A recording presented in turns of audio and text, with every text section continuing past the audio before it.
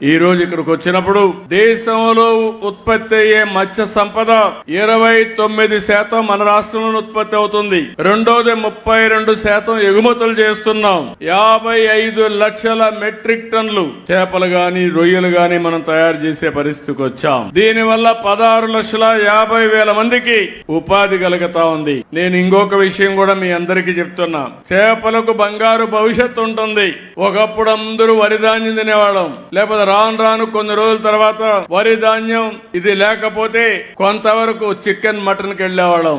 ఈ రోజు మీరు గుర్తుపెట్టుకోండి, మత్స్యకారులు మీరంతా కూడా ప్రజలు ఆరోగ్యంగా ఉండాలంటే చేపలు తప్ప వేరే మార్గం లేదని చెప్పి మరొకసారి మీ అందరికీ విజ్ఞప్తి చేస్తున్నా. మనుషుల్లో తెలివితేటలు పెరగాలన్నా, పిల్లలకు మెదడు అంటే మైండ్ బాగా పనిచేయాలన్నా చేపలు చాలా ముఖ్యం. చేపల్లో ప్రోటీన్ ఎక్కువ ఉంటుంది, మన ఆరోగ్యం బాగుంటుంది. హార్ట్ అటాక్ గాని, బీపీ గాని, షుగర్ గాని ఇలాంటి రావు. చాలా మందికి తెలియదు గాని చేపలు అనేటివి భవిష్యత్తులో ఒక మంచి ఆహారం అని చెప్పి కూడా నేను మీకు తెలియజేస్తున్నా.